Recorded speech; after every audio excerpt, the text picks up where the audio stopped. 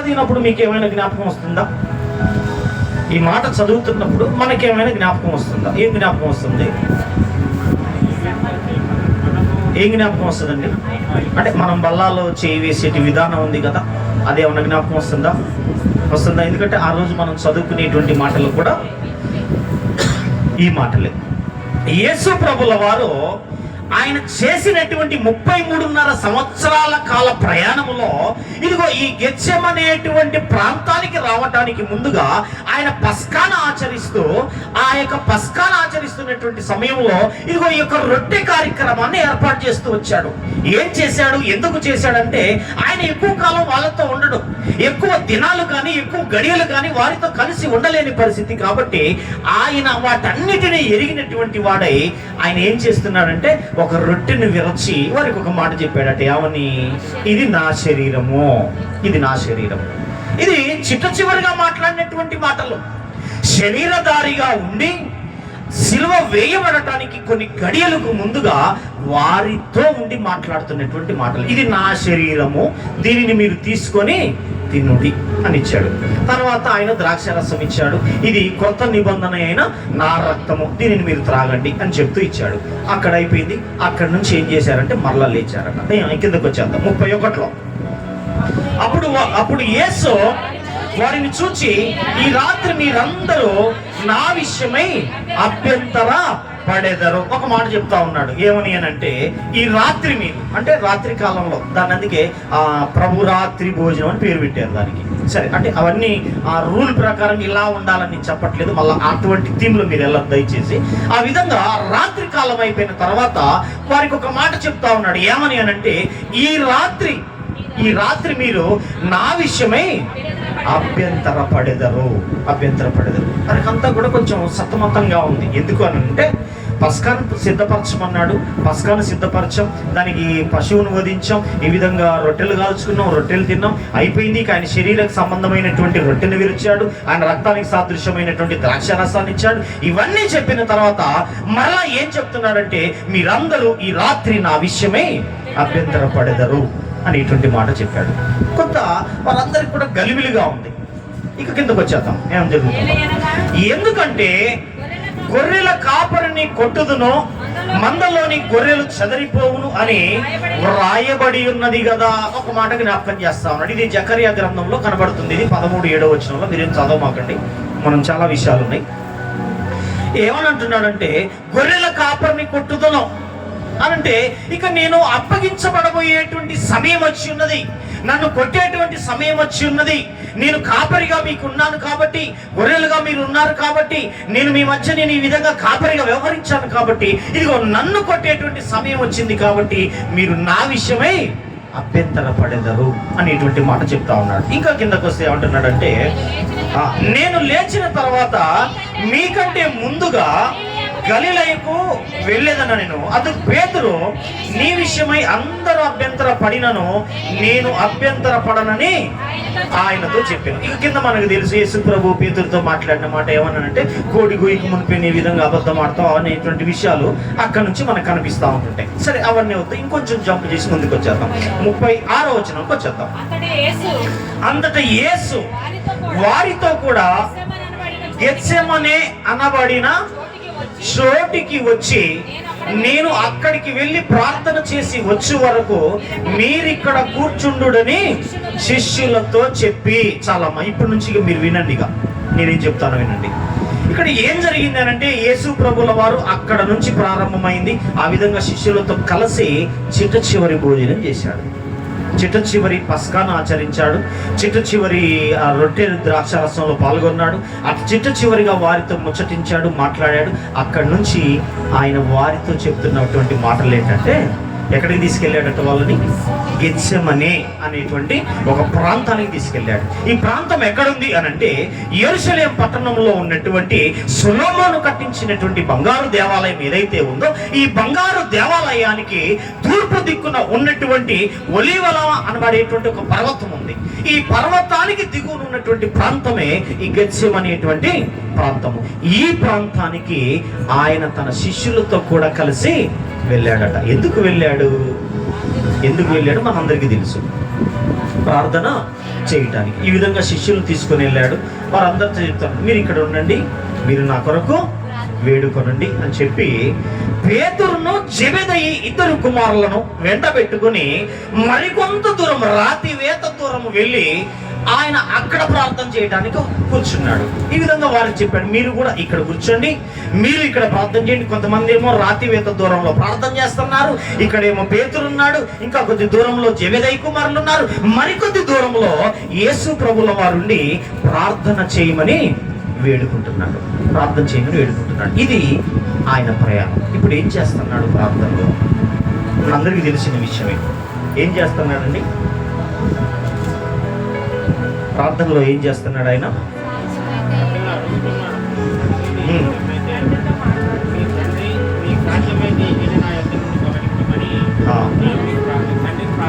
అంతేనమ్మా? అన్న చెప్పేది కరెక్టేనా? అన్న చెప్పేది కరెక్టేనా? చున్నారేమండి? ఇంకో గ్లాస్ తాగుతారా? అన్న చెప్పేది కరెక్టేనా? హల్లెలూయా. ఇది యాక్టివ్గా లేకపోతే మళ్ళీ మజ్జిగ ఇచ్చి కూర్చోబెట్టడమే. జాగ్రత్త, ఉన్న ఒక గ్లాస్తో సరిపుచ్చుకొని వెళ్ళిపోతాం తొందరగా ముగించుకొని. ఏమంటున్నాడంటే ఆయన ప్రార్థన చేయటం ప్రారంభించాడు. ఏం చేస్తున్నాడు ప్రార్థనలో? ఇంతకీ మనమైతే ఏం చేస్తాం ప్రార్థనలో? మనం ఏం చేస్తామండి ప్రార్థనలో? మనకేం కావాలో అడుగుతాం, మనకి ఏది అవసరమో దాన్ని తెలియజేస్తా ఉంటాం, మనకి ఏది అక్కరగా ఉందో దాని గురించి చెప్తా ఉంటుంటాం. కానీ మరి యేసు ప్రభువుల వారు కూడా మనలాగానే కదా, ఆయనకి ఏది అవసరం ఉందో అది చెప్పాలి, ఏది అక్కరగా ఉందో అది చెప్పాలి, ఏది ఆయనకు అప్పటికి ఏది ఆయనకు ఉపశమనం కలిగించేదిగా ఉందో, లేదా ఏదైతే ఆయనకు నెమ్మది ఇవ్వగలదో దాని కొరకట దేవునిని వేడుకుంటా ఉన్నాడు. ఎవరిని వేడుకుంటున్నాడు చూద్దాం. నేను చదువుతాను, చూడండి. ఆయన ఏమంటున్నాడంటే 37లో నేను చదువుతాను. పేతురును జెబెదయి ఇద్దరు కుమారులను వెంట పెట్టుకొని పోయి దుఃఖపడుటకును చింతాక్రాంతుటకును మొదలు పెట్టెను. అప్పుడు యేసు, నా ప్రాణము మరణమగునంతగా బహు దుఃఖము పొందుచున్నది, మీరు ఇక్కడ నిలిచి నాతో కూడా మెలకుగా ఉండుడని వారితో చెప్పి కొంత దూరము వెళ్ళి సాగిలపడి, నా తండ్రి, సాధ్యమైతే ఈ గిన్నె నా యొద్ద నుండి తొలగిపోనిమ్మో. చాలమ్మా, ఇక్కడ వరకు చాలు. ఎలా ప్రార్థన చేస్తున్నాడు ఆయన? మళ్ళొకసారి మీరు బైబిల్లో చూసి చెప్పిన ఏం కాదు, నాకు సాగిలపడి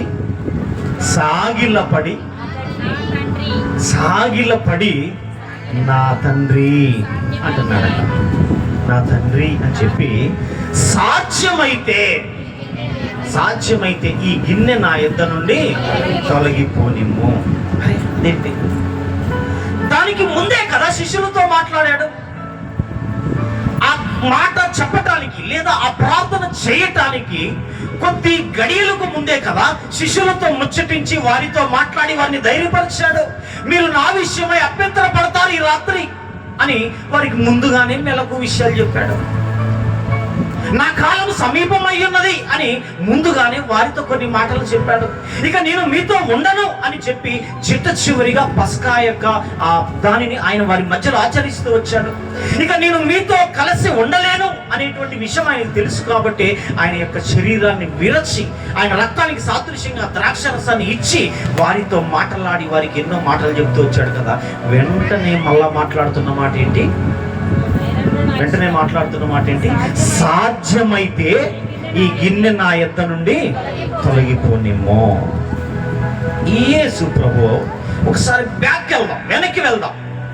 ఎక్కడ దాకా వెనక్కి వెళ్దామయ్యా? ఎంత దూరం వెళ్దాం? మళ్ళా వెనక్కి ఎన్ని సంవత్సరాలు వెనక్కి వెళ్దాం అంటే, యేసు ప్రభుల వారు 30వ నాట పరిచర్యలోకి వచ్చినప్పుడు ఆయనను వెంబడిస్తున్నటువంటి వారిని చూచి కొన్ని మాటలు మాట్లాడాడు. ఏమని అనంటే, నన్ను వెంబడింపగోరు వాడు తన శిలువను ఎత్తుకొని నన్ను వెంబడింపవలెను అని మాట మాట్లాడాడు.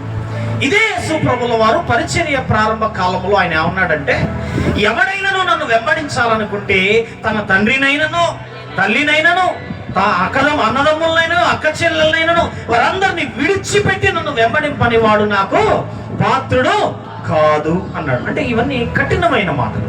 నేను ఎందుకు దాన్ని రిపీట్ చేస్తానంటే కొంచెం కఠినమైన మాటలు. ఇంకా కొన్నిసార్లు ఏమన్నాడంటే, వెంబడిస్తున్నప్పుడు మీ వలలు విడిచిపెట్టి రండి అన్నాడు ఒక సందర్భంలో.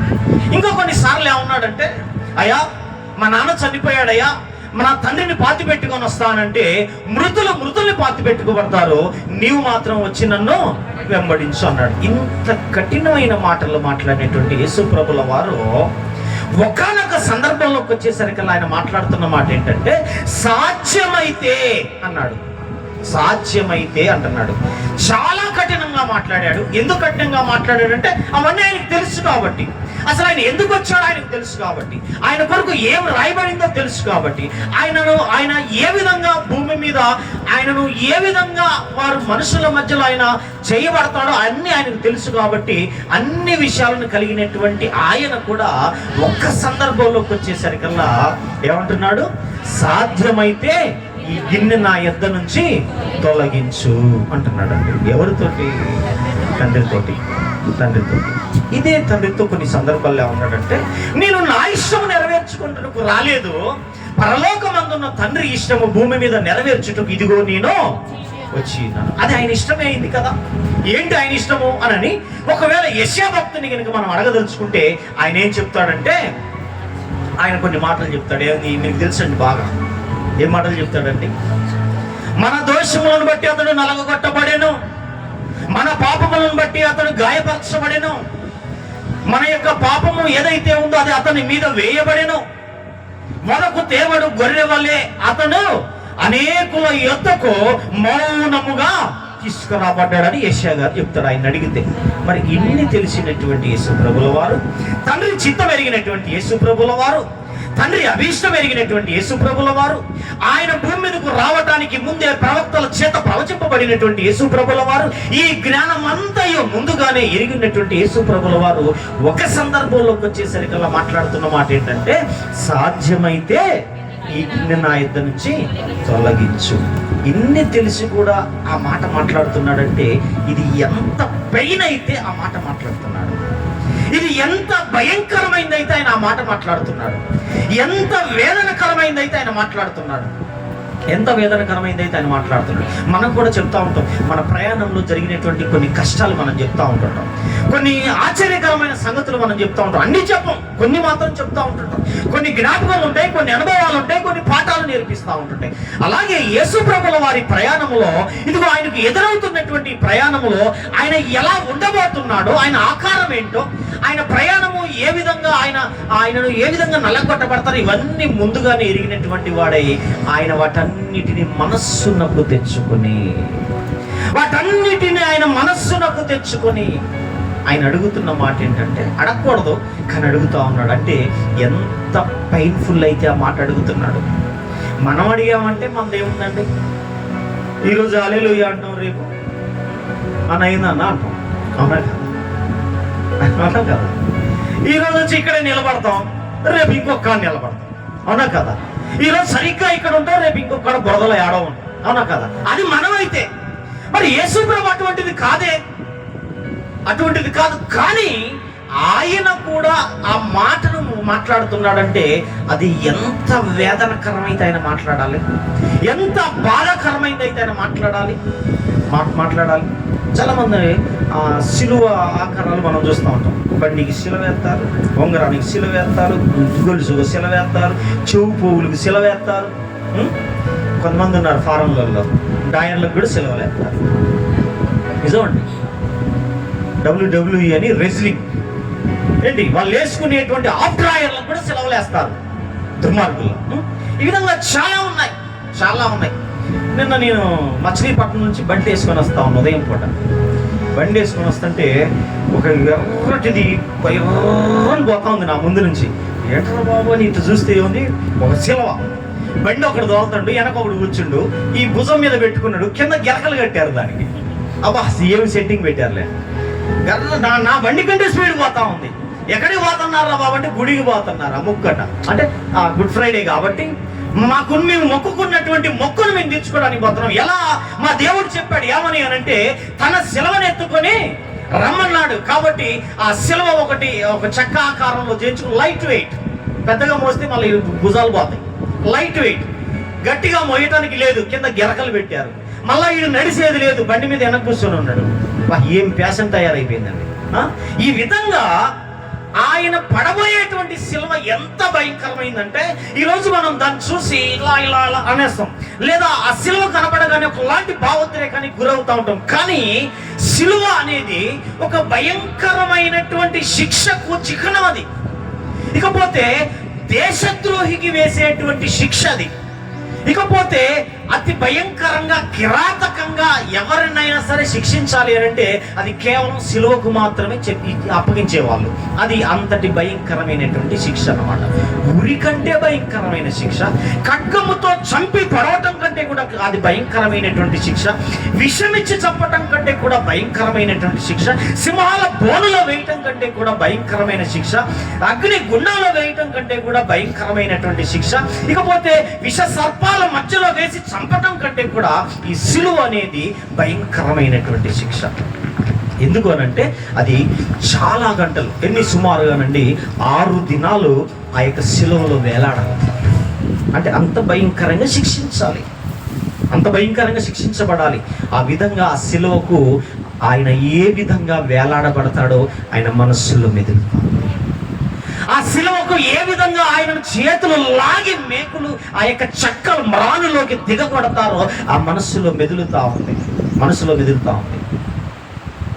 ఇన్నిటిని ఆలోచనలో పెట్టుకొని ఇంతటి బాధని భరించాలి, ఇంతటి నొప్పిని నేను సహించాలి, ఇంతటి అవమానాన్ని నేను ఎలా మోయగలను ప్రభువా, సాధ్యమైతే సాధ్యమైతే అన్నాడు అని మళ్ళీ కిందకు సరికలు ఏమంటున్నాడు, అయినను నా ఇష్ట ప్రకారము కాదు నీ చిత్తమే సిద్ధించుగాక అని ప్రార్థన చేశాడు, అడిగేశాడు. ఏదైతే అయింది, నేను వచ్చిందే దీని కొరకు కదా, నేను వచ్చిందే ఈ భారభరితమైనటువంటి ఈ పాప భారాన్ని మోయటానికి నేను వచ్చాను కదా ప్రభా, నేను అడిగాను కానీ నీ చిత్తమే సిద్ధించుగాక అన్నాడు. లేచాడు, మళ్ళా శిష్యుల దగ్గరికి వచ్చాడు. ఏం చేస్తున్నారట వాళ్ళు? నిద్రపోతా ఉన్నారు. ఏమండి అంతటి నీకు తెలుసు లేదా, ఒక్కోసారి నా భార్య మీ నాకు తెలియదు కాబట్టి నాకు చెబుతా, పొద్దాకులు మీరు చెబుతారు ఏంటి డబ్బా అనుకో మాకండి, ఇదేగా డబ్బాలు ఏమి నేను చెప్పను. కానీ అంత టెన్షన్లో ఉండి నిద్రపోవట్లేదు, ఒకటే బుర్ర ఏంది అసలు కానంటుంది నన్ను.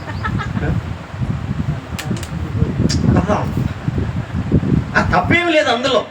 ఎందుకనంటే ఒక ఇంటిలో ఒక ఆపద కలిగినప్పుడు, ఒక సమస్య నెత్తి మీదకి వచ్చినప్పుడు, లేదా తెల్లవారగానే ఇంకేదో జరుగుతుంది అనుకున్నప్పుడు మిగతా వాళ్ళంతా హ్యాపీగాను లేకపోతే బుర్రలో ఉన్నారనుకోండి, మిగతా వాళ్ళకి ఎట్టుంటుంది టెన్షన్ పడే వాళ్ళకి, ఏం మొగుడు రైలు అనలేదు రే కానీ చెబుతున్నా, ఏం కొడుకులు రైల్లో, ఏం పిల్లగాళ్ళు రైల్లో.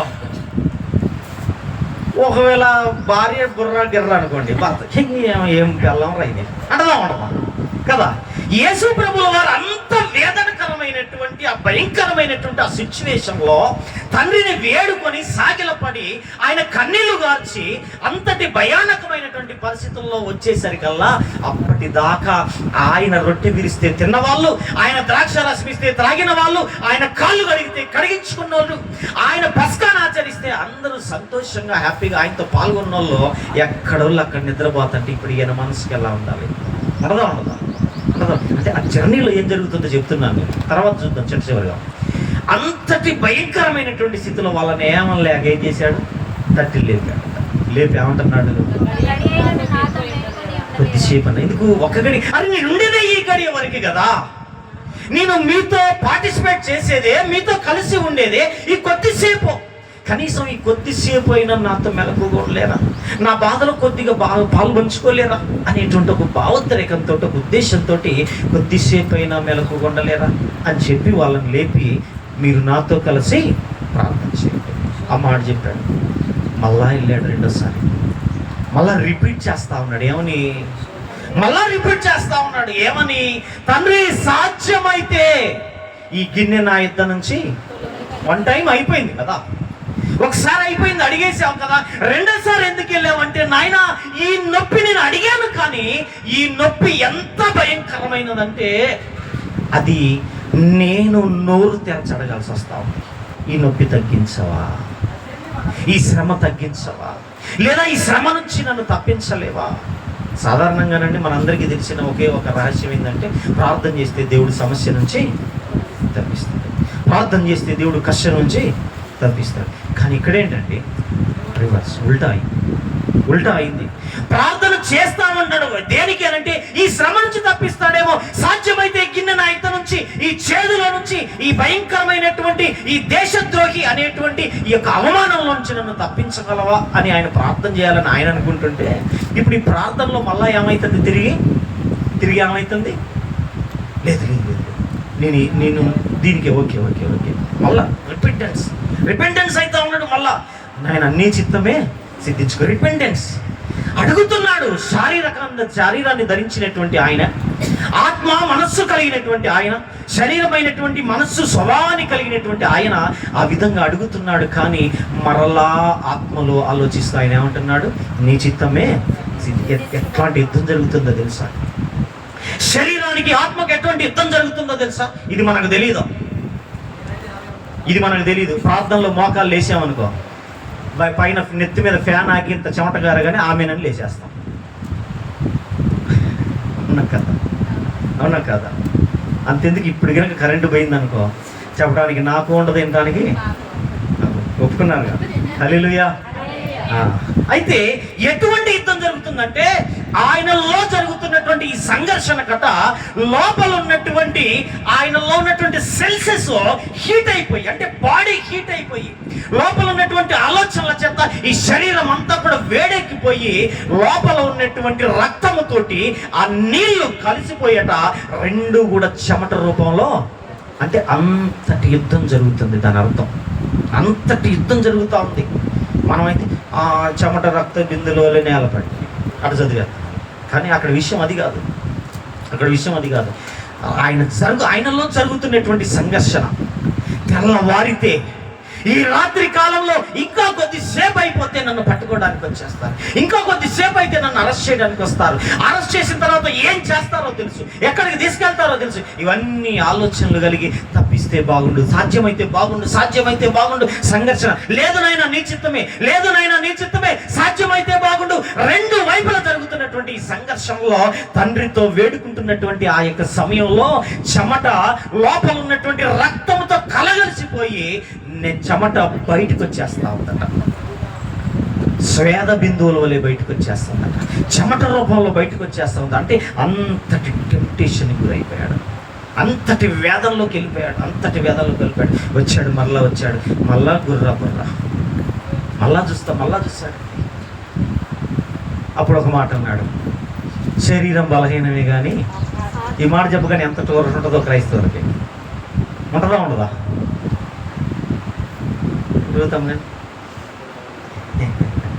ఈ మాట చెప్పగానే ఊరట ఎందుకు తెలుసా? అంటే మా అయ్యగారికి మా గురించి తెలుసు, శరీరం బలహీనమే కానీ ఆత్మలో మేమందరం సిద్ధమే అని తెలుసు. నీరసంగా ఉన్నా ఏం కాదు, కళ్ళు ఇట్లా అన్నా ఏం కాదు కదా, ఊరట ఉంటుంది. ఇట్లాంటి ఊరట్లు లేవు.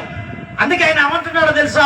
శరీరం బలహీనమే కానీ ఆత్మసిద్ధమే కనుక నాతో కలిసి ప్రార్థన చేయడని రెండో మారు చెప్పి మళ్ళా థర్డ్ టైం, మళ్ళా మూడోసారి వెళ్ళాడు, మరలా ప్రార్థన చేస్తా ఉన్నాడు.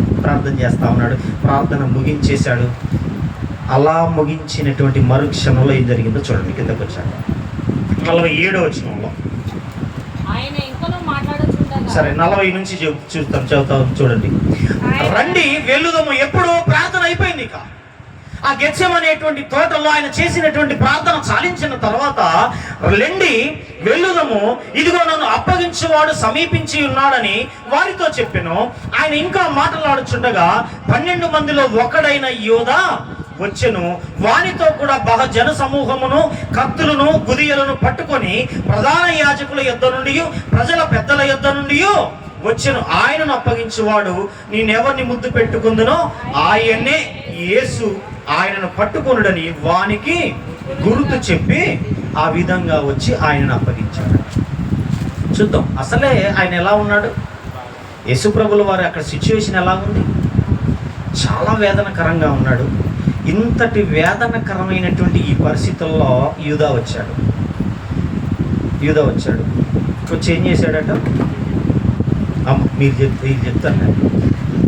అమ్మ ఏం చేశాడట? ముద్దు పెట్టుకున్నాడట. ఈ ముద్దు పెట్టుకోవడానికి ముందే ప్రధాన యాజకులకి, ఆ సైనికులకి చెప్పాడట, ఏమని? నేను ఎవరినైతే ముద్దు పెట్టుకుంటానో ఆయనే యేసుప్రభు. మీరు ఎట్టాగో ఆయన గుర్తుపట్టలేరు, ఇదంతా మస్క చీకటి కాబట్టి, ఈ ఎలుతురులో ఆయన గుర్తించడం కష్టం కాబట్టి నేను ఆయన్ని గుర్తుపెడతాను, మీరు వచ్చి ఆయన పట్టుకోండి అని చెప్పాడు. అయితే ఇప్పుడు ఈ యూదాకి ఒక్కసారి బ్యాక్గ్రౌండ్ చూద్దాం. బ్యాక్గ్రౌండ్ అంటే వెనక ఏంటి అసలు యూదాకి అని అంటే, యేసు ప్రభుల వారు కాళ్ళు కడిగినటువంటి వారిలో యూదా ఉన్నాడు. యేసు ప్రభుల వారు కాళ్ళు కడగటానికి యూదా దగ్గరికి వస్తే యూదా ఏమన్నాడు తెలుసా? అయ్యా, నా కాళ్ళు కడగటానికి నేనెంత చూడనయ్యా, నా కాళ్ళు నువ్వు కడగటం ఏంటి అని చెప్పి వెంటనే రిపెంటెన్స్ అయి మాట్లాడుతూ వచ్చాడు. అప్పుడు యేసు ప్రభు కొన్ని మాటలు మాట్లాడాడు. ఆ తర్వాత ఆయన రొట్టెను విరిచినప్పుడు కూడా యోధా ఉన్నాడు, ద్రాక్షారసం ఇచ్చినప్పుడు యోధా ఉన్నాడు. ఇకపోతే ఆయన అనేకులకు కొన్ని తలాంతులను ఇచ్చి, మీరు ప్రజల్లోకి వెళ్ళి ప్రకటించండి అని, వారిని లేపండి అని, వారి యొక్క దయాలను గద్దించండి అని, లేదా ఈ స్వస్థతలు చేయండి అని, లేదా ఈ కార్యాలు మీరు జరిగించండి అని చెప్పినటువంటి వారిలో కూడా యూదా ఒకడిగా ఉన్నాడు. అంటే యేసు ప్రభు నమ్మినటువంటి వారిలో యూదా ఒకడు, యేసు ప్రభు ప్రేమించినటువంటి వారిలో యూదా ఒకడు, యేసు ప్రభుల వారు ఆ నమ్మకం ఉంచుకున్నటువంటి వారిలో యూదా కూడా ఒకడిగా ఉన్నాడు. ఇప్పుడు ఈ నమ్మకస్తుడు వచ్చి, ఈ ప్రేమికుడు వచ్చేసి, ఇప్పుడు ఈ యొక్క నమ్మి ఏదైతే యూదాకి ఒక క్యాడర్ ఇచ్చాడో ఆ యూదా వచ్చేసి ఇప్పుడు యేసు ప్రభుని ఏం చేస్తున్నాడు? ఎంత ద్రోహం! అది ద్రోహమా కదా? మనమైతేనా? సరే, మనకు ఆ పరిస్థితి రాదులే, కానీ ఒకవేళ ఇప్పుడు యూదా గురించి విన్నాం, మనకి ఏమనిపిస్తుంది? మీరు చెప్పాలి, ఏమనిపిస్తుంది? యూదా నేను గనక ఆనాడు ఆ కాలంలో ఉన్నట్టయితేనా యూదాను పొడిసి పడేసేవాడిని అనిపిస్తుందా లేదా? ఆ చేసినటువంటి ఆ ద్రోహానికి, ఆ నమ్మక ద్రోహానికి, ఆ వంచనకు ఆ మాట, ఆ భావం వచ్చేస్తుందా రాదా? వస్తుంది. ఒకవేళ మనలాంటి వాళ్ళు ఇంట్లో ఎవరైనా ఉంటే యువత అంటామా లేదా అండి? అనరా? మన కుటుంబాల్లో ఇట్లాంటి నమ్మక ద్రోహులుంటే ఈ మాట అంటామా లేదా? మరి మనమే యూదాలం అయితే, అమ్మా మనమే యూదాలం అయితే ఎన్నిసార్లు కొట్లా పోయినప్పుడు ఇది యేసు ప్రభు నమ్మేయలే మనం? కొట్టుకు పోయి ఆడోళ్ళు ఏమంటారు తెలుసా? నిన్ననే కదా వచ్చి 500కి ఇచ్చిన, నిన్న వచ్చావు వాస్తవం. నిన్ననే కదండి మాకు 500. అసలు నిన్న ఆడొచ్చు, ఎప్పుడో 6-7 నెలల క్రితం వచ్చి ఉంటావు, పోయిన సంవత్సరం వచ్చి ఉంటావు. ఆ పోయిన సంవత్సరాన్ని 6 నెలల క్రితాన్ని కూడా ఏమంటారు? భలే మాట్లాడతారండి ఆడవాళ్ళు. నిన్ననే కదండి తక్కువ ఇచ్చారు అంటే అమ్మేసేస్తారు. మీకు ఊరికనే చెబుతున్నాను లేండి, అట్టని అనుకో, మాకు ఫీల్ అవ్వమాకండి. వల్ల చాలాసార్లు మనము కొన్ని పరిస్థితులకు ఏం చేస్తామంటే మనం యోధాలాగా మారిపోతాం. యోధాలంటే విన్నాం కాబట్టి ఇక్కడ జీవిస్తుంటాం. యోధా ఆఫ్టర్ ఆల్ యోధా అక్కడ. కానీ ఇక్కడ ఏంటో తెలుసా? యోధా ఒక్కసారే యేసు ప్రభు నమ్మాడు, అవునా కదా? ఒక్కసారే అమ్మేశాడు. ఎన్ని నాణ్యాలకి? 30 వెండి నాణ్యాలకి యేసు ప్రభుని అమ్మేశాడు. మనమైతేనా? ఇప్పుడు ఒక చట్టం వచ్చింది రండి, వంచన. ఇప్పుడు ఎవరు క్రైస్తవుడు, నిఖార్సైన క్రైస్తవుడు ఎవరు బయటకు వస్తుంది? ఏంటో చట్టం? అన్న మైకి తెచ్చి మాట్లాడుతాను, అవసరం లేదా? అని యూట్యూబ్లో అందరూ చూడొచ్చు దీన్ని. ఏంటో చట్టం అని అంటే, ఎవరైతే క్రైస్తవ్యాన్ని పుచ్చుకున్నారో, క్రైస్తవ్యాన్ని క్రీస్తుని అంగీకరించారో, స్వీకరించారో, వారికి ఈ ప్రభుత్వానికి సంబంధించినటువంటి రాయితీలు కానీ, పథకాలు కానీ దీనికి అర్హులు కాదు. ఈ సంగతి మా వాడు చిన్నప్పుడు జరిగింది. ఈ సంగతి మా ఇంటికి వచ్చారు. ఎందుకో ఏదో రాసుకుంటారు కదా, ఏదో సర్వే దేనికో వచ్చారండి. వస్తే మేమేం చెప్పామంటే, ఐఎమ్ క్రిస్టియన్, మా పిల్లగాళ్ళు క్రిస్టియన్ అని క్రిస్టియన్ రాపిస్తుంటే అంటున్నాడు. ఇలా సార్లే వచ్చారు. వాడు చిన్నప్పుడు స్కూల్కి పోతే ఆ సార్లే వచ్చారనమాట. ఒరే బాబు, నా సార్ మీరు ఇలా వెనక చెప్పితే, మీరు క్రిస్టియన్ కనుక రాపిస్తే మీకు అసలుకి ఏ రాయితీలు మీకు ఉండవండి, ఏ రిజర్వేషన్లకు మీరు అర్హులు కాదండి అన్నారు. అప్పుడు ఇంకా జీవో రాలేదు. ఆ టైంలో నేను అన్నాను, మాకు ఏ రిజర్వేషన్లు వద్దండి, మాకు ఏ రాయితీలు వద్దండి, మా బ్రతికేదో మేము బ్రతుకుతామండి, నాలాగే పని చేసుకుంటారు. ఏదో ఒక ప్రభుత్వ దాంట్లో పనిచేయాలి, ఏదో ఒక ప్రైవేట్ దాంట్లో పని చేసుకుంటారు. మాకు ఈ రాయితీలు వద్దులే కానీ మీరు క్రిస్టియన్ అని రాస్తే రాయండి, లేకపోతే చెప్తే రాసేశారు. రాసినందుకు ఏం చేశారు? కొన్ని పక్కన పెట్టేశారు. అయినా పర్వాలేదు. కానీ ఇప్పుడు అది జీవం చేయబడింది. అంటే ఇప్పుడు ఎవరైనా సరే నేను క్రైస్తవుణ్ణి అని చెప్పేటువంటి దమ్ము ధైర్యం బయటికి రావాలి. చాలా మంది ఏంటంటే భలే చలామణి అవుతున్నారు, భలే నిర్ణయం తీసుకున్నారు. కొంతమందికి లాస్. ఎవరికి లాసు? క్రైస్తవుడు కాని వాడికి లాస్. కానీ క్రైస్తవుడైనటువంటి వారికి ఈ పేరును బట్టి ఏ దేవునిని మహిమపరచవలెను. ఏ క్రైస్తవుడైనందుకైతే సిగ్గుపడుదురో దానిని బట్టి దేవుని మీరు మహిమపరచాలి. దేవుని నామానికి మహిమ కలుగునుగా. కానీ ఇక్కడ యోధా చేసినటువంటి ఈ ద్రోహానికి యేసు ప్రభుల వారిలోన మనసులో ఎంత పైన ఆల్రెడీ ఆయన వేదన పడి ఆ చెమట నేల కారేంతగా ఆయన ప్రార్థన చేసి తిరిగి ఆ గెత్సెమనేటువంటి కొండను దిగి బయటకు వచ్చేసరికల్లా మరలా యోధా వారి మధ్యలోకి వచ్చి ముద్దు పెట్టి అప్పుడు ఇచ్చేశాడు. ఎంతటి పెయిన్, ఎంతటి ద్రోహం. కాళ్ళు గడిగించుకున్నాడు, ప్రార్థన చేయించుకున్నాడు, రొట్టెలు తిన్నాడు, చేపలు తిన్నాడు, ఆహారం తీసుకున్నాడు. ఎన్నోసార్లు నా అడుగు వేస్తూ నడిచాడు. ఎన్నోసార్లు నా భుజం పక్కన తట్టుతూ నిలబడ్డాడు. ఎన్నోసార్లు నాకున్నటువంటి దానిలో నేను ఎన్నోసార్లు అర్హుడుగా అతన్ని కొన్ని సందర్భాల్లో నిలబెడుతూ వచ్చాను. ఇటువంటి యోధా యేసు ప్రభుని అప్పగించాడండి. ఎలా తట్టుకోగలడు? ప్లాన్ ప్రకారంగానే వచ్చుండొచ్చు, దేవుడు అన్ని చిత్త ప్రకారం పంపించాడు. కానీ శరీరాన్ని ధరించినటువంటి ఆయన ఆ పెయిన్ అనుభవించాలి కదా. ఆ జర్నీలో ఏం జరుగుతూ ఉందంటే ఇగో ఆ పెయిన్ అనుభవిస్తూ ఉన్నాడు. ద్రోహం చేస్తూ వచ్చాడు. ఎంతటి భయంకరం. ఇంకా కిందకు వచ్చాడు. ఏం జరిగింది? ఇంకా కిందకు వచ్చేయండి.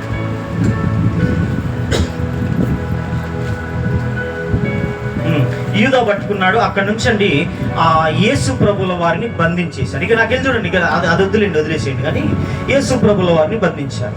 ఎలా బంధించారయ్యా ఆయన అంటే, కాళ్ళకు సంఖ్యలు వేశారు, చేతులకు సంఖ్యలు వేశారు, మెడకు సంఖ్యలు వేశారు. అంటే ఒక బంది పోటును పట్టుకున్న మాదిరిగా ఆయన పట్టుకున్నారు. ఈ విధంగా ఆయన ఎక్కడికి తీసుకొచ్చారంటే ప్రధాన యాజకుడి ఇంటికి తీసుకొచ్చారు. ప్రధాన యాజకుడి దగ్గర తీసుకొచ్చారు. ప్రధాన యాజకుడు అర్ధరాత్రి టైం అప్పటికి ఆయన రాత్రి కాలంలో పట్టుకున్నారు. ఆ గెత్సెమనే దాంట్లో, ఆ గెత్సెమనే ప్రాంతంలో. ఆ విధంగా ఆయన్ని మరలా సిటీలోకి, పట్టణంలోకి తీసుకొచ్చాక ప్రధాన యాజకుని ఎద్దుకు ఇప్పుడు ఇదంతా రాత్రికాలం జరుగుతూ ఉంది కంటిన్యూస్గా. ఇదేం ఆగిపోలే, ఎక్కడా కూడా కంటిన్యూస్గా జరుగుతూ ఉంది. ఆ మధ్యరాత్రి కాలంలో ప్రధాన యాజకుని ఇంటికి వెళ్ళారు. ఇంటి తలుపు కొట్టారు. తలుపు తీశాడు. ఏంటి అని చూస్తే ఆల్రెడీ వాళ్ళంతా ముందే ప్లానింగ్ లో ఉన్నారు. ఏమని అని అంటే, పలానా యేసు ప్రభుని పట్టుకొని వస్తున్నారు, ఇక ప్రధాన యాజకుడి దగ్గరికి వస్తా ఉన్నారు. ఈ ప్రధాన యాజకుడు ఏం చేయాలంటే పంచాయతీ చేయాలి. ఇప్పుడు ఈ ప్రధాన యాజకుడు ఈ యొక్క వివాదాన్ని తీర్చాలి. ఇప్పుడు డైరెక్ట్ గా రాజు దగ్గరికి పోవటానికి లేదు, డైరెక్ట్ గా అధికారుల దగ్గరికి పోవటానికి లేదు. కాబట్టి ప్రధాన యాజకుడి దగ్గరికి తీసుకురాగానే ఈ ప్రధాన యాజకుడు ఏం చేశాడంటే కొన్ని అబద్ధ సాక్ష్యాలను ముందుగానే సెట్ చేసుకున్నాడట. అలా సెట్ చేసుకున్నా కూడా అవేమీ సెట్ కాలేదట. కానీ చివరి గట్ట ఒక ఇద్దరు సాక్షులు నిలబడి ఆయన మీద అబద్ధ సాక్ష్యం పలికారు. ఏం పలుకుంటారంటే చూడండి ఒకసారి 61వ వచనంలో. సరే 60 నుంచి నేను చదువుతాను చూడండి. అబద్ధ సాక్షులు అనేకులు వచ్చినను సాక్ష్యం ఏమీ దొరకలేదు. తొదకు ఇద్దరు మనుషులు వచ్చి వీడు దేవాలయమును పడగొట్టి 3 దినముల్లో దాన్ని కట్టగలనని చెప్పానని. ప్రధాన యాజకుడు లేచి, నీ ఉత్తరమేమీ చెప్పవా? వీరు నీ మీద పలుకుతున్న సాక్ష్యం ఏమని అడుగుగా యేసు ఊరకుండెను. అందుకు ప్రధాన యాజకుడు ఆయనను చూచి, నీవు దేవుని కుమారుడైన క్రీస్తు అయితే ఈ మాట మాతో చెప్పుమని జీవము గల దేవుని తోడని నీకు ఆనబెట్టుచున్నానని నేను. ఏం చెప్పారట? మళ్ళా వాళ్ళ డైలాగులు చూడండి ఎలాగున్నాయో, వాళ్ళ మాటలు. మళ్ళా ఎవరి మీద ఒట్టు పెడుతున్నారు? జీవము గల దేవుని మీద ప్రమాణము చెయ్యి. ఏమని? నీవు దేవుని కుమారుడు అయితే. ఈ మాట చెప్పావు కదా, నీవే దేవుని కుమారుడు అయితే ఈ మాట చెప్పానని ఒప్పుకో, జీవము గల దేవుని యొక్క ప్రమాణం చెయ్యి అని మాట్లాడుతున్నప్పుడు అప్పుడు ఏం జరుగుతుందంటే, అందుకు యేసు నీవన్నట్టే, అవును నువ్వన్నది నిజమే, నువ్వన్నట్టే అన్నారు. అప్పుడు ఏం జరిగింది చూడండి. ఇది మొదలుకొని మనుష్య కుమారుడు సర్వశక్తుని కుడిపార్శ్వమున నిలబడుటయు కూర్చుండుటయు ఆకాశ మేఘారుడై వచ్చుటయు మీరు చూతురని చెప్పగా ప్రధాన యాజకుడు తన వస్త్రము చింపుకొని, వీడు దేవదూషణ చేసెను, మనకిక సాక్షులతో పని ఏమి? ఇదిగో ఈ దూషణ మాటలు మీరు ఇప్పుడు విని ఉన్నారు కదా, మీకేమి తోచున్నదని అడిగెను. అందుకు వారు, వీడు మరణమునకు పాత్రుడనిరి. అప్పుడు వారు ఆయన ముఖము మీద ఉమ్మి వేసి ఆయనను గుద్దిరి. కొందరు ఆయనను అరచేతులతో కొట్టి, క్రీస్తు, నిన్ను కొట్టిన వాడెవడో మాతో చెప్పుమనిరి. దేవుని నామానికి మహిమ కలుగును గాక. ఇదంతా ప్రధాన యాజకుని ఇంటి వాకిట్లో జరుగుతున్నటువంటి సంగతి. ఇంటి లోపల కాదు, ఇది ఇంటి బయట వాకిట్లో జరుగుతూ ఉంది. ఎందుకు? లోపలికి తీసుకెళ్ళి ప్రధాన యాజకుడు లోపలికి తీసుకెళ్ళి వివాదాన్ని తీర్చే అధికారం ప్రధాన యాజకుడికి ఆనాటి కాలంలో ఇవ్వబడలేదు. ఇంటి ముందుకు వచ్చారు, ఇంటి ముందే అక్కడ వాదోపవాదాలు జరుగుతూ ఉన్నాయి. సాక్షుల్ని ప్రవేశపెట్టారు, సాక్షులు కొద్ది అబద్ధ సాక్ష్యాలు చెప్పారు. తర్వాత ఇక లేదు, అవన్నీ సరిపుచ్చుకోక ఒక మాట చెప్పారు. ఏమని? ఆయన అన్నటువంటి మాటే చెప్పారు. ఈ మాట అన్నావా అని అంటే, అవును నేను అన్నాను. అంత మాత్రమే కాదు, నీవు నన్ను ఇలా చూస్తావు అని కూడా చెప్పాడు. ఈ మాట చెప్పినందుకు వారట వస్త్రాలు చింపుకొని, ఏం చేయాలి ఇప్పుడు ఈ దేశద్రోహిని, ఈ దైవద్రోహిని ఏం చేయాలి? ఈ ధర్మశాస్త్రానికి విరుద్ధంగా మాట్లాడుతున్నటువంటి ఈ వ్యక్తిని మనం ఏం చేయాలని వాళ్ళు అడిగినప్పుడట వాళ్ళు ఏం చేశారు? అసలు వీడు బ్రతకటానికే అర్హుడు కాదు, మరణానికి పాత్రుడు, బ్రతికేటువంటి అర్హత లేదు. మనం కూడా అప్పుడప్పుడు అంటాం, అరే అసలు నీకు బ్రతికే అర్హత లేదురా అంటుంటామా లేదా? యేసుప్రభుని అంటున్నారండి. ఎవరిని? ఆయన చేత తయారు చేసినటువంటి మట్టి బొమ్మలు ఏమంటున్నాయి ఇప్పుడు? ఈ కొండలు ఏమంటున్నాయి కుమ్మరిని పట్టుకొని? ఈ సృష్టికర్త చేతులతో నిర్మితమైనటువంటి ఆకారం చేసినటువంటి ఆయుష్ పసుకున్నటువంటి ఈ మానవ మట్టి బొమ్మలో జీవము గల దేవుని వైపు తిరిగి ఏమంటున్నాయి? అసలు మరణానికి పాత్రుడు. ఎలా ఉంటుందండి? నా చేతులతో నేను చేసినటువంటి ఈ బొమ్మలు తిరిగి నా మీదే రకరకాల మాటలు పలుకుతూ ఉంటుంటే తయారు చేసిన వాళ్ళకి ఎలా ఉంటుంది? మనకు చదవటానికి మామూలుగా ఉంటుంది, మనకు ఎలాగుంటుంది? కానీ దేవుడు అండి, ఆయన ఎంత పెయిన్ అనుభవిస్తున్నాడు. చిన్నగా చెప్పట్లేదు. మనం అనుకోండి, నేను అడిగాను చెప్తారు మీరు, కానీ వాళ్ళు అంటగాదు. ఏమని? మరణానికి పాత్రుడు, బ్రతకటానికి లేదుడు అని కేకలు వేసి మరీ చెప్తా ఉన్నారు. అలా చెప్పటి ఏం చేస్తున్నారు? ఆ ప్రధాన యాజకుని యొక్క ఇంటి వాకిట్లో ఏం జరుగుతూ ఉంది? ఆయన ముఖం మీద, ఎందుకు? దేశద్రోహివి, నీవు దైవద్రోహివి, నీవు ధర్మశాస్త్రానికి విరుద్ధంగా మాట్లాడావు, ఆ దేవుని యొక్క మాటలకు నువ్వు వ్యతిరేకివి అని చెప్పి ఆయన ముఖం మీద ఉమ్మేస్తా ఉన్నారు. ఇంటి పరిస్థితి ముఖం మీద ఉమ్మేసి ఇంకేం చేస్తున్నారు? కొందరట ఆయన అరచేతులతో, అంటే గుంపుగా వచ్చారు, ఉమ్మేస్తా ఉన్నారు. కొంతమంది అట అరచేతులతో గట్టిగా కొట్టి హేళన చేస్తా, ఆట పట్టిస్తా ఉన్నారు. ఎందుకు? నిన్నొకసారి ఒక స్త్రీ వచ్చి ముట్టుకుంటే ఎవరో నన్ను ముట్టుకున్నదని చెప్పి వెనక్కి తిరిగావు కదా. ఒక పక్షవాయువు కలిగినటువంటి వాడు కేకలు వేస్తే దాని మధ్యలో ఆగిపోయావు కదా. అంటే నీకు కొన్ని సెన్సెస్ ఉన్నాయి కదా, నీకు కొన్ని తెలిసిపోతాయి కదా. మనుషుల యొక్క హృదయ ఆలోచనలను ఎరిగి ఉన్నానని కొన్నిసార్లు యాచకుల మధ్యలో మాట్లాడాడు కదా. ఇప్పుడు చెప్పు, నిన్ను కొట్టింది ఎవరు? అంటే ఎత్తిపడుపులు అన్నమాట. నీకు తెలుసు కదా నిన్నెవరు కొట్టారో చెప్పాలి. నువ్వు ప్రవక్తవు కదా, లేకపోతే దేవుని కుమారుడు కదా, నువ్వు పలానా వాడవు కదా, ఇగో నిన్ను కొట్టింది ఎవరో నువ్వు చెప్పు. నువ్వు అలా చెప్పావనుకో, నువ్వు దేవుని కుమారుడు అని నేను తెలుసుకుంటా. నువ్వు అలా చెప్పావనుకో, నువ్వు నిజంగా అక్కడి నుంచి వచ్చావని నేను నమ్ముతా. నువ్వు అలా చెప్పావనుకో, నిన్ను కొట్టినోడు ఎవడో గుర్తుపట్టి చెప్పావనుకో, అమ్మో ఈయనకు పవర్స్ ఉన్నాయని నేను అనుకుంటా అని హేళన చేస్తా ఉన్నారట. ఇంత హేళన చేయబడతా ఉన్నాడు. ఇంకేం జరిగింది కిందకంటే, క్రీస్తు నిన్ను కొట్టిన వాడు ఎవడో చెప్పమని. ఇంకా పోస్తే అది వద్దులేండి, పేతురు వద్దులేండి, మనకి యేసు ప్రభు జర్నీయే మనం చూస్తా ఉన్నాం. 27వ అధ్యాయం 1వ వచనం. ఉదయం అయినప్పుడు, అంటే ఇదంతా కూడా ఎప్పుడైపోయింది? రాత్రి కాలం. ఇక తెల్లారిపోయింది. అంటే ఇంత ఘట్టం జరిగింది అక్కడ, ఇంత ఘట్టం జరిగింది, తెల్లవారిపోయింది. ఇక ఉదయం అయినప్పుడు ప్రధాన యాజకులను ప్రజల పెద్దలందరూ యేసును చంపింపవలనని ఆయనకు విరోధముగా ఆలోచన చేసి ఆయనను బంధించి తీసుకొని పోయి అధిపతి అయిన పొంతు పిలాతుకు అప్పగించిరి. ఎందుకంటే వీళ్ళకి కొన్ని రైట్స్ లేవు. ఏ రైట్స్ లేవు అని అంటే, మరణానికి పాత్రులని కేకలు వేసినటువంటి వీళ్లకు చంపేటువంటి అధికారం లేదు. వీళ్ళకి అధికారం కావాలి. అంటే ఏం చేయాలి అది అని అంటే, జీవో పాస్ చేయబడాలి. అంటే అధికారికంగా ప్రకటించాలి. ఏమని? ఈయన తీసుకెళ్ళండి, చంపేయండి అని అధికారికంగా ప్రకటించాలి. కాబట్టి ఈయన ఏం చేశారు? ఆనాటి కాలంలో అధికారి అయినటువంటి పొంతు పిలాతు దగ్గరికి తీసుకెళ్లారు. ఆయన ఏం చేశాడంటే విచారం చేసి ఒక మాట కనుక్కున్నాడు. ఈయన దగ్గర నాకు ఏ దోషం కనపట్లేదు, ఏ నేరం కనపట్లేదు, మరి మీరు ఎందుకు ఈ విధంగా ఆలోచన చేస్తున్నారు అని చెప్పి యేసు ప్రభువును ఒక ప్రశ్న వేశాడు. ఏమని అంటే, యు ఆర్ ఏ గలీలైస్, అంటే నువ్వు గలీలయుడువా అని అడుగుతూ వచ్చాడు. అవును, నేను గలీలయుడినే అన్నప్పుడు, అయితే ఈ కేసు ఇక్కడిది కాదు, ఇది మా పరిధిలోది కాదు, ఇది ఎక్కడికి పోవాలి అని అంటే, మీకు ఒక పెద్ద ఆయన ఉన్నాడు కదా, ఎవరు? హేరోదు చక్రవర్తి ఉన్నాడు కదా, యోదయ దేశ యెరూషలేము పట్టణంలో హేరోదు అనేటువంటి ఒక చక్రవర్తి ఉన్నాడు కదా, చల్ ఇక్కడ గో, అక్కడికి వెళ్ళిపోయి కదా. ఎందుకు అని అంటే, ఇది నా పరిధిలోది కాదు కాబట్టి, ఇది నా అండర్లోకి రాదు కాబట్టి నువ్వు అక్కడికి వెళ్ళన్నారు. మళ్ళా ఆయన్ని తిప్పుతా ఉన్నారంటే ఆయన ప్రయాణం ఎలా సాగిందో చెప్తున్నాను. అలా తిప్పి మళ్ళా హేరోదు దగ్గరికి వెళ్ళగానే హేరోదుకి ఆయన చూడగానే సంతోషం కలిగింది. ఎందుకు సంతోషం కలిగింది? ఎప్పటి నుంచో చూడాలనుకుంటున్నాడు. ఒక జక్కయ్యకి ఎలాగైతే యేసు ప్రభుల వారి మీద కొన్ని ఆలోచనలు కలిగి ఉన్నాయో, అలాగే రాజైనటువంటి హేరోదుకు కూడా కొన్ని ఆశలు ఉన్నాయి. ఏంటి అంటే, యేసు ప్రభుల వారి గురించి వింటా ఉన్నాడు.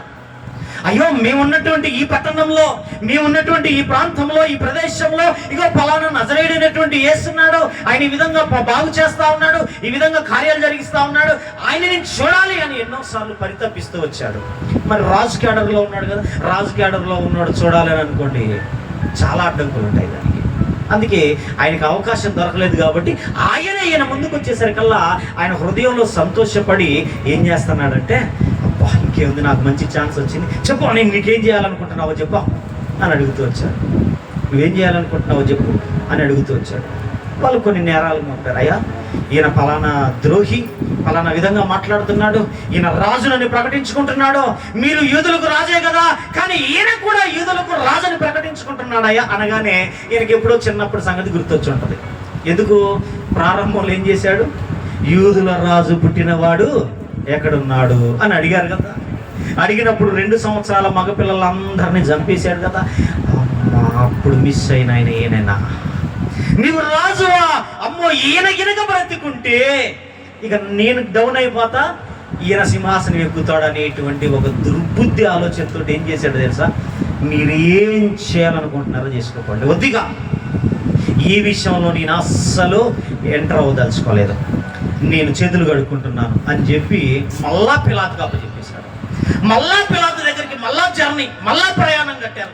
అక్కడికి పోయిన తర్వాత ఆ పిలాతు ఇక చివరకు జనుల యొక్క అల్లరిని తాళలేక, తట్టుకోలేక ఏం చేశాడంటే, మీ ఇష్టం వచ్చినట్టు చేసుకోండి, మీకు అప్పగిస్తున్నాను, మీరు ఏదైనా చేసుకోకండి, శిల వేసుకోకండి, చంపేసుకోకండి, ఎందుకు మీరు కేకలు పెడుతున్నారు కదా. ఏమని అనంటే, నేను ఈయన విషయంలో నేను అపరాధిని కాదలుచుకోలేదు అన్నప్పుడు వాళ్ళు అంటున్నారు, ఇదిగో మేము ఒప్పుకుంటున్నాం, ఈయన యొక్క రక్తము, ఈయన మరణము మా మీద, మా పిల్లల మీద ఉండుగాక, నీకు ఏ అవసరం లేదు, ఏ శాపం వచ్చినా, ఏ దరిద్రం వచ్చినా మాకు, మా పిల్లలకు మేము అనుభవిస్తాం, నువ్వు శిక్ష వేసే అని కేకలు వేస్తూ వచ్చారు. ఆ విధంగా యేసు ప్రభుల వారికి సిలువ శిక్షను అమలు చేస్తూ వచ్చారు. ఇక ఆయన్ని అధికార మందిరానికి తీసుకెళ్లారండి. అక్కడ ఏం జరిగిందో మనకు చాలా విషయాలు తెలుసు. ఏం జరిగి ఉంటుందంటే, అధికార మందిరానికి తీసుకెళ్ళిన తర్వాత సైనికులకు అప్పచెప్పారు. ఇప్పుడు సైనికులు వంతు వచ్చేసింది.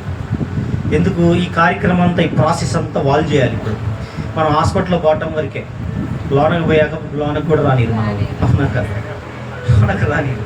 స్టేషన్ మెట్ల దాకే మనంతా, లోపల ఏం జరుగుద్దో మనకు తెలియదు. అలా యేసు ప్రభుని సైనికులకు అప్పగించిన తర్వాత సైనికులు అధికార మందిరంలోకి తీసుకొని పోయి ఆయన ఏం చేస్తారంటే, ఆయన వస్త్రాలు తీసేశారట. మంచిగా ఉన్నాయి. ఇందాక సహోదరు చెప్పారు, ఎవరిదమ్మ ఈ అంశం? నిలువటంగి అమ్మ, హల్లెలూయా. ఈ విధంగా వాళ్ళు ఆ యొక్క విచిత్రమైనటువంటి అంగీని వాళ్ళు చీట్లు వేసి పంచుకున్నారు. అయిపోయింది. ఆయనకు ఉదారంగు వస్త్రాన్ని ధరించారు. ధరించి ఆయన తలకు ముళ్ళ కిరీటం వల్లి ఆయన్ని రెల్లుతో కొట్టి ఆ విధంగా ఎన్నో ఆయనను అపహసించేటువంటి మాటలు, అవమానకరమైనటువంటి మాటలు మాట్లాడుతూ వచ్చారు. ఒకడైతేనట సైనికుల్లో ఒకడు ఆయన ఎదుటికి మోకాలు వేసి ఒక మాట అడుగుతున్నాడు, యూదుల రాజా, ఇది నువ్వు రాజు అన్నావు కదా, నువ్వు రాజు అంటే ఈ స్థాయిలో ఉండాలి కదా, మేము ఎక్కడో కింద స్థాయిలో ఉండాలి కదా అని చెప్పి కావాలని మోకాలు వేసి అపహాసం చేయటం. ఆ విధంగా అపహాసం చేసి ఆయన్ను అనేక రకాలుగా ఆ విధంగా ఆయన కొరడాలతో కొట్టి ఆయన శరీరాన్ని చీల్చి గాయపరచి అక్కడి నుంచి భారభరితమైనటువంటి మ్రాను ఆయన భుజం మీద పెట్టి గొల్గోతా కొండకు తీసుకెళ్ళారు. అక్కడ ఏం జరిగిందో మీరే చెప్పారు, 6 మాటలు 7 మాటలు అనుకుంటారు కదా, ఇక ఏంది నేను చెప్పనుగా. అక్కడ దాకా తీసుకెళ్ళారు. ఆయన తీసుకువెళ్ళిన తర్వాత ఆయన సెలవు వేశారు. ఆయన ఎన్నో మాటలు పలుకుతూ వచ్చారు. ఇది గెత్సెమనే నుంచి గొల్గోతా వరకు జరిగినటువంటి ప్రయాణం. అయితే మాకేంటి, అంతేనా? అయితే మాకేంటి, మజ్జిగ ప్యాకెటేనా? ఈ ప్రయాణం చేశాడండి ఆయన. అయితే మాకేంటి, అయితే మాకేంటి అని అంటే నేను చెప్తాను. ఇప్పుడు ఒకసారి చూద్దాం. మత్తయి సువార్త 2 విషయాలు చెప్తాను, మీరు చదవాలి. మత్తయి సువార్త 10వ అధ్యాయము 38వ వచనం. మనం చెప్పుకున్నటువంటి మాటే, కాకపోతే ఎవిడెన్స్ కావాలి కాబట్టి చదువుతున్నాం. తన శిలవనెత్తుకొని చాలే, ఒక్క మాట చాలే. తన శిలవనెత్తుకొని నన్ను వెంబడించువాడు నాకు పాత్రుడు కాదు. అంతేనా? మళ్ళా చదువు ఒకసారి.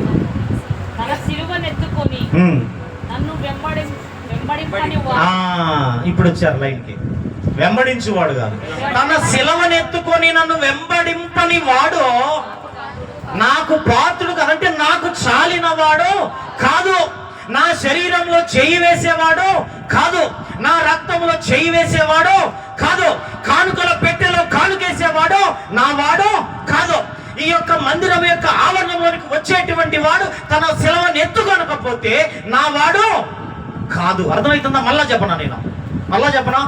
బైబిల్ కొనుక్కున్నటువంటి ప్రతి ఒక్కరైనా, బాప్తిసం పొందినటువంటి వారైనా, కానుకలు వేసేవారైనా, బల్లాలో చేయి వేసేటువంటి వారైనా, మీటింగ్లలో పార్టిసిపేట్ చేసే వాళ్ళైనా, పాటలు పాడే వాళ్ళైనా, ఇలా నిలబడి వాక్యం చెప్పే వాళ్ళైనా తన శిలవను ఎత్తుకొని నన్ను వెంబడింపని వాడు నాకు అసలు నా వాడే కాదు, నాకు సరితూగేవాడు కాదు, నాకు పనికొచ్చేవాడు కాదు, అసలు నా వాడు కాదు.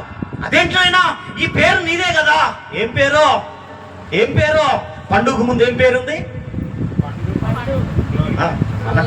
గ్లోరీ. అయ్యా గ్లోరీ నీదాన్నే కదా. ఓ కాదు, నువ్వు పొరపడుతున్నావు. నీ శిలవను ఎత్తుకుని రావట్లేదా? నీ జర్నీ వేరే ఉంది. నా జర్నీ చూసావు కదా, గెత్సెమనే టు గొల్గోతా. నీ జర్నీ వేరే ఉంది. అయ్యా ఈ పేరు నీదే కదా, డేవిడ్, ఈ పేరు నీదే కదా. లేదు నువ్వు పొరపడుతున్నావు. ఈ నామం నీదే కదా, పొరపడుతున్నావు. ఈ బాప్తిసం పొందింది నీ నామం కదా, లేదు పొరపడుతున్నావు. నీ శిలవను నువ్వు ఎత్తుకొని రాకపోతే నాకు పాత్రుడు. దానికోసం ఈ జర్నీ నేను చేస్తే, నా పేరు పెట్టుకుని నువ్వెవడి చలామణి కావటానికి, నా రక్తం దాగి నువ్వెవడి నా పేరు నేనని చెప్పుకోవడానికి, నా శరీరం తీసుకొని నువ్వెవడవో నేను ఫలానావానని చెప్పుకోవడానికి, నా కానుకలు పెట్టెలో నువ్వు కానుకేసి నేను క్రైస్తవుని చెప్పడానికి యు ఆర్ నాట్ ఎలిజిబుల్. నువ్వెవడు అసలుకి నీ శిలవను ఎత్తుకొని నువ్వు నన్ను వెంబడింపకపోతే నా పాత్రుడు. అందుకే ఈ జర్నీ. ఊరకనే అవమానించబడ్డాను అనుకున్నావా? ఊరకనే ఉమ్మి వేయబడ్డాను అనుకున్నావా? ఊరకనే తలకు ముళ్ళ కిరీటం వల్లి అనేకుల చేత హేళన చేయబడ్డాను అనుకున్నావా? ఊరకనే తండ్రి చేయి విడిచిపెట్టాను అనుకున్నావా?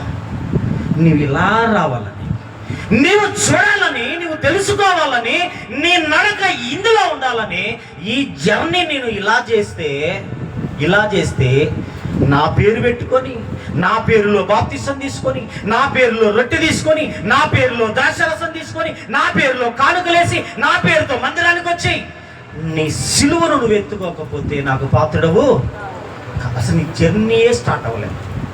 నువ్వు జర్నీయే స్టార్ట్ అవ్వలే. Your Christian journey is not started. అంటే నువ్వు క్రైస్తవుడిగా అసలు నీ ప్రయాణం ప్రారంభం అవ్వలేదు. ఇది దేవుని వాక్యం సెలవిస్తా ఉంది. ఇది దేవుని వాక్యం సెలవిస్తుంది. ఇలా చేయని ప్రతి వాడు కూడా ఈరోజు గుడ్ ఫ్రైడే. ఇలా ఉండని ప్రతి వాడు కూడా ఈరోజు గుడ్ ఫ్రైడే అంటున్నాడు. శిలువ మార్గం గుడ్ ఫ్రైడే. ఎన్నో కార్యక్రమాలు, ఎన్నెన్నో పార్టిసిపేట్ చేస్తూ ఉన్నారు, ఎంతో కష్టపడతా ఉన్నారు, ఎన్నెన్నో రంగులు అద్దుతా ఉన్నారు, ఎన్నెన్నో హంగులు చేస్తూ ఉన్నారు. కానీ ఏం లేదో సిలువను ఎత్తుకోలేదు. తన సిలువను ఎత్తుకొని నన్ను వెంబడింపకపోతే పేతురైనా, యోహానైనా, జెబెదయి కుమారులైనా, ఇంకా ప్రార్థన చేసిన వారైనా, రూపాంతర అనుభవంలో నాతో ఉన్నటువంటి వారైనా, ఎవరైనా సరే నాకు పాత్రుడు కాదు. మరి ఈరోజు ఈ జర్నీ ఇందుకోసమే రాయబడింది. ఈ ప్రయాణం ఇందుకోసమే రాయబడింది. మరి మన క్రైస్తవ ప్రయాణంలో క్రాస్ ఉందా? సిలువ ఉందా? సిలువను ఎత్తుకున్నామా? సిలువ వేయబడుతున్నామా? సిలువను ఒప్పుకున్నామా?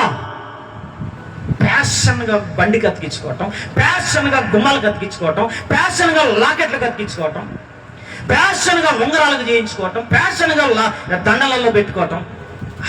అలాగా దేవుడు అలా ఒప్పుకోలే. ఇంకొంతమంది ప్యాషన్గా పచ్చబొట్లు వేయించుకుంటున్నారు సిలువలో. లేదు, నేను అసలు ఒరిజినల్గా నీ సిలువను ఎత్తుకొని నన్ను వెంబడింపమంటే అన్నీ నా పేరు పెట్టుకొని ఒక యోధాలాగా. యోధా అన్ని దేవుడి పేరేగా, అన్నీ ఆయన పేరు తిన్నాక మొచ్చింది, అన్నీ ఆయన పేరు మీదేగా. ఇంతమంది యోధాలా? ఏమండి, ఇంతమంది యోధాలా? ఇంతమంది దేశద్రోహుల, ఇంతమంది దైవద్రోహుల, ఇంతమంది దేవుని వాక్యానికి అవిధేయులుగా ఉంటున్నారా? ఉన్నారు. అందుకే దేవుడు మాట్లాడుతున్నాడు, యోధాలాగా ఉండకూడదు. యోధా గురించి ఇంటే రక్తం మరిగిపోతా ఉంటుంది మనకి. మరి మనం కూడా అదే కదా. యూదా తన శిలువను ఎత్తుకోలేదు. యూదా ద్రోహిగా మిగిలాడు. యేసు ప్రభుని అమ్మేశాడు. ఎక్కడ పడితే అక్కడ వాడేసుకున్నాడు. కానీ మరి మనం కూడా శిలువను ఎత్తుకున్నవాడు ఆ పని చేయడు. ఎక్కడికి పోయినా సరే, నువ్వు నాకు పథకాలు ఇవ్వకపోయినా పర్వాలేదు, నువ్వు నాకు రిజర్వేషన్లు ఇవ్వకపోయినా పర్వాలేదు, అసలు నన్ను నీలో మనిషిగా గుర్తించకపోయినా పర్వాలేదు, ఐ ఆమ్ క్రిస్టియన్. దేవుడి నామానికి మహిమ కలుగును గాక. I am Indian Christian. నేను భారతీయ క్రైస్తవుణ్ణి. నీ రిజర్వేషన్లు నాకు అక్కర్లేదు. నా దేవుడు సజీవుడైనప్పుడు, నా దేవుడు మాట్లాడే దేవుడైనప్పుడు, నా దేవుడు ఇవ్వగలిగే దేవుడైనప్పుడు నీ పథకాలు ఎంత, నీ రాయితీలు ఎంత? దీనికోసం కొట్టుకు చెప్తాను చాలా మంది. అందుకే ఇగో నీవు నీ సిలువను ఎత్తుకొని వెంబడించాలి. అందుకే ఈ journey Golgotha to Gethsemane to Golgotha. అందుకే ఈ జర్నీ. ఇంకో మాట చదవండి, మార్కు సువార్త 16:24 చివరి మాటగా. 16:24 24 లేదా?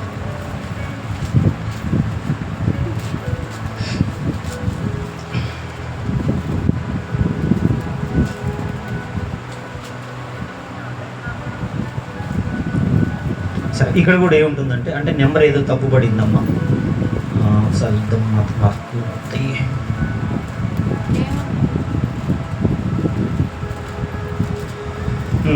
మత్తయి సువార్త 16:24. సారీ. అప్పుడు యేసు తన శిష్యులను చూచి, ఎవడైనను నన్ను వెంబడింపగోరిన ఎడల తన్ను తాను ఉపేక్షించుకొని తన శిలువనెత్తుకొని నన్ను వెంబడింపవాలని ఒక ప్రాసెస్ ఉంది. నా వెనుక రావాలి అన్నా, నా పేరు పెట్టుకోవాలి అన్నా, నా పేరు నోట పలకాలి అన్నా కూడా ఒక ప్రాసెస్ ఉంది. ఏంటి ఆ ప్రాసెస్? చాలా మంది అంటుంటారు, ఐఎమ్ జీసస్ ఫాలోవర్స్ అంటుంటారు. ఎవరటి ఇల్లు? జీసస్ ఫాలోవర్స్ అంట. అంటే క్రీస్తు అనుచరులు, అనుసరించేటువంటి వారు. క్రీస్తుని క్రీస్తుని అనుసరించేదైతే అసలు నీ లైఫ్ స్టైల్ ఎలాగుంటుందో తెలుసా? కానీ ఆయన అంటున్నాడు అక్కడ, ఏమని అంటున్నాడు? ఎవడైనను నన్ను వెంబడించాలి అని అనుకుంటే, నన్ను వెంబడించాలంటే ఇక మందిరానికి రావటం ఆయన వెంబడించడం కదా అమ్మా. ఆ మందిరానికి రావటానికి అక్కడ ఆటో ఎక్కటం ఆయన వెంబడించటం కాదా? ఆ మందిరానికి రావటానికి అక్కడ బండి స్టార్ట్ చేసుకోవటం వెంబడించటం కాదా? ఏం ఊరకనే నలుగురు చూస్తారనో, ఊరకనే 10 మంది మాట్లాంటారనో వస్తున్నామా మనం? లేదో దేనికి వస్తా ఉన్నాం? ఆయనను వెంబడించేటువంటి ప్రక్రియలో ఖమ్మం నుంచి, జగేపేట నుంచి, పలానా దగ్గర నుంచి ఎక్కడెక్కడి నుంచో దేవుని మందిరానికి వస్తా ఉన్నాం. ఇది ఆయనను వెంబడించడానికి వస్తా ఉన్నాం. ఇలా ఆయనను వెంబడించాలనుకున్నటువంటి వారట ఎవడైనను చదవమ్మా. నన్ను వెంబడింప గోరిన ఎడల అంటే నా పేరు పెట్టుకోవాలని ఒకవేళ మీరు అనుకుంటే, నా పేరు పలకాలని ఒకవేళ మీరు అనుకుంటే, తన్ను తాను ఉపేక్షించుకొని అంటే తగ్గించుకొని తన శిలవనెత్తుకొని, ఎవరి శిలవ? నా శిలవ కాదు. హేరోదు రాజ్య ప్రభుత్వంలో, పొంతి పిలాతు ప్రభుత్వంలో, ప్రధాన యాజకుల యొక్క సమక్షంలో నన్నేసిన శిలవ కాదు, తన శిలవను ఎత్తుకొని. మీకంటూ ఒక శిలవ ఉంది. మీ శిలువను మీరు ఎత్తుకొని నన్ను వెంబడింప వాళ్ళేనో. ఇది ప్రాసెస్. అందుకే ఈ జర్నీ ఇవన్నీ పక్కన పెట్టి కన్నీళ్ళు గార్చావు నాయనా ఎడవద్దు. ఇదంతా ప్రాసెస్ని పక్కన పెట్టి అవమానాలు పొందావా నాయనా ఎడవద్దు. పిడుగుతులు తిన్నావా ఎడవద్దు. అయ్యో తండ్రి నా చేయి ఎందుకు విడిచావని ఎలా అడిచావు నాయనా అని ఎడవని అవసరం లేదో. ఎప్పుడు ఏడవాలో తెలుసా? అసలు ఈ సెలవు నువ్వు ఎత్తుకున్నావు అనుకో, నువ్వు అసలు ఈ మాటలు పలకవండి. పౌలు ఎక్కడన్నా బలిగాడా? 14 పత్రికలు రాశాడు. 14 పత్రికల్లో ఎక్కడైనా బలిగాడా? పలకలేదమ్మా. ఈరోజు మనమే బలుగుతున్నాం. ఎందుకంటే ఇంకా సెలవు ఎత్తుకోలేదు కాబట్టి. సెలవు ఎత్తుకున్నావా ఈ మాటలు పలకం. అప్పుడు ఏ మాటలు పలుకుతామో తెలుసా? అడిగిపోతున్నాం అంతో నన్ను సునీతమ్మ అడిగింది అనుకో, అడిగిపోతున్నావు అంటే మందిరానికి. ఎందుకో శిలువ ఉంది మీద. ఇక్కడ భార్య కనపడదు, స్వరూప కనపడదు, పిల్లలు కనపడరు, తల్లి తండ్రి ఉన్నటువంటి ఉద్యోగం వ్యాపారం ఏది కనపడదు. యేసు ప్రభుల వారు తప్ప.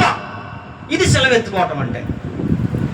ఇప్పుడు ఈ శిలువ లేదనుకో, ఎంతసేపు వస్తారు రండి. వీళ్ళతో పాటు ఈయన కూడా లేటే, ఆమెతో పాటు మనవరు కూడా లేటే. ఇట్లాంటివన్నీ ఉంటుంటాయి. వ్యాపారంతో పాటు వ్యక్తి లేటు, ఉద్యోగంతో పాటు వ్యక్తి లేటు, ఫలానా దాంతో పాటు ఫలానా లేటు. ఎందుకయ్యా అంటే ఈ సెలవు ఎత్తుకోలేదు కాబట్టి. ఈ సెలవు ఎత్తుకుంటే ఏం చేస్తాడు? అయ్యా నా తండ్రిని నువ్వు సెలవు ఎత్తుకున్నావు, తండ్రిని బాధ పెట్టొస్తా కాదు. నువ్వు సెలవు ఎత్తుకున్నావు, అయ్యా నాకు పెళ్ళయింది ఆయన కొత్తగా, నా భార్యను సంతోష పెట్టాలి. నువ్వు సెలవు ఎత్తుకున్నావు నువ్వు. ఇది ప్రాసెస్. ఇలా ఉన్నవాడే గుడ్ ఫ్రైడే చేయాలి. ఇలా ఉన్నవాడే హ్యాపీ గుడ్ ఫ్రైడే చెప్పాలి. దేవుని నామానికి మహిమ కలుగును గాక. ఆమేన్.